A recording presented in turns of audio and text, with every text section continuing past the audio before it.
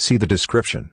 Let's start the movie summary. 1996, treasure tracker Brock Lovett, Bill Paxton, and his group on board the exploration vessel Keldysh scan the disaster area of RMS Titanic for a jewelry with an intriguing precious stone, the heart of the ocean. They recuperate a safe containing a drawing of a young lady wearing just the jewelry.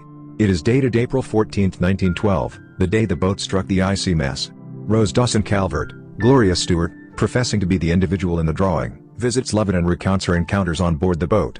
In 1912 Southampton, 17-year-old five-star traveler Rose DeWitt Bukater, Kate Winslet, her life partner Cal Hockley, Billy Zane, and her mom Ruth, Frances Fisher, board the Titanic. Likewise boarding the boat at Southampton are Jack Dawson, Leonardo DiCaprio, a down on his karma sketch craftsman, and his Italian companion Fabrizio, Danny Nucci. Youthful Rose, irate and troubled that her mom has evidently organized the marriage, considers ending it all by bouncing from the harsh. Jack figures out how to pull her back over the rail after she loses her balance and almost falls into the propellers. Found with Jack, Rose lets Cal know that she was looking past the brink and Jack saved her from falling. Cal is uninterested, however when Rose shows some acknowledgement is expected, he offers Jack a limited quantity of cash. After Rose finds out if saving her life implied nearly nothing, he welcomes Jack to eat with him in Top of the Line the next night, alongside a few noticeable top-notch travelers, including the Countess of Rothes, Archibald Gracie, Bernard Fox, Thomas Andrews, Victor Garber, Molly Brown, Kathy Bates, and John Jacob Astor, Eric Braeden, and his better half. Jack and Rose foster a conditional fellowship, however Cal and Ruth are careful about him. Following supper, Rose covertly joins Jack at a party in second-rate class. During the party Cal's steward, Spicer Lovejoy, David Warner, covertly slips down the second-rate class flight of stairs to keep an eye on her. After an extremely tense breakfast the next morning, wherein Cal shows a tendency towards viciousness, Rose turns out to be considerably more troubled about her forthcoming marriage. Ruth underlines that Rose's marriage will determine the DeWitt Bukater's monetary issues. In the wake of spotting Rose, Cal and Ruth out on the boat deck, Jack covertly slips once more into first class and attempts to caution Rose about the thing she might confront. Rose repels Jack's advances, yet later understands that she leaned towards him over California in the wake of meeting on the boat at nightfall. Rose takes Jack to her stateroom and shows Cal's commitment present, the heart of the ocean. At her solicitation, Jack outlines Rose presenting bare wearing it. In the meantime, in the first-class smoking room, Cal's head servant illuminates him that none regarding the stewards have seen Rose at all that evening. Cal orders the steward to view as her. Rose and Jack figure out how to avoid Cal's guardian and have intercourse in an auto inside the freight hold. They later visit the forward well deck, and keeping in mind that on it, the posts spot an ice shelf straightforwardly in the boat's way. Orders are given to turn the boat hard a starboard and run the motors full toward the back, yet the boat takes excessively lengthy to make the turn and the starboard side scratches along the ice sheet, making significant harm the watertight compartments, including the freight hold where Jack and Rose had been having intercourse in the vehicle. Jack and Rose observe the impact with the chunk of ice and hear the officials and planner talking about its earnestness. On the scaffold, manufacturer Thomas Andrews, Captain Smith, Bernard Hill, the boat's officials and White Star Line managing director Bruce Ismay, Jonathan Hyde, examine the harm. The water has arrived at 14 feet over the fall quickly and has overflowed 5 watertight compartments. Mr. Andrews cautions that in view of a planned defect, the water will pour out over the highest points of the bulkheads at E-deck, and this will make the boat sink. He gives 60 minutes, 2 and no more, for the boat to stay above water. Cal finds Jack's sketch of Rose and a ridiculing note from her in his protected alongside the jewelry. At the point when Jack and Rose endeavor to tell Cal of the impact, he has his steward slip the accessory into Jack's pocket and blames him for robbery. He is captured, taken to the master-at-arms office, and bound to a line. Cal places the neckband in his own jacket pocket. With the boat sinking, Rose is frantic to free Jack. She escapes Cal and her mom, who has boarded a raft, and protects him. They return to the boat deck, where Cal and Jack urge her to board a raft. Cal claims he can get himself and Jack off securely.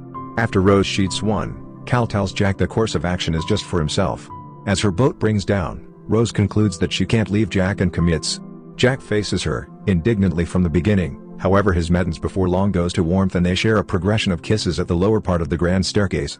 Cal, seeing this, takes his steward's gun and pursues Rose and Jack into the flooding Top of the Line eating cantina. In the wake of spending his ammo, Cal acknowledges he gave his jacket and thus the jewelry to Rose. Jack and Rose are compelled to escape underneath decks to get away from Cal, and barely avoid suffocating themselves. They become caught behind a locked door, yet Jack figures out how to free them similarly as the rising water arrives at their heads. Out on the boat deck, Cal chooses to make his own departure. He helps the first officer to remember the course of action made before, however the official irately turns on Cal and will not permit him boarding. At the point when he detects a lost youngster taking cover behind a winch, he takes the kid and is in this way permitted into a folding raft by Chief Officer Wilde. As Cal and others board the folding, the water floods into the extension and wheelhouse, suffocating Captain E.J. Smith and making Cal's boat get drifting going the deck. At this point the Harsh is gazing to emerge from the water and the excess travelers are running farther and farther rearward. Subsequent to overcoming a few hindrances, Jack and Rose return to the boat deck. Every one of the rafts have left and travelers are tumbling to their demises as the Harsh emerges from the water. Water currently crashes through the enormous arch over the grand staircase, suffocating those travelers caught inside. Jack and Rose arrive at the extremely Harsh, where they had initially gotten, and take together situations on it by moving over the rail, close to Chief Baker Charles Jochen.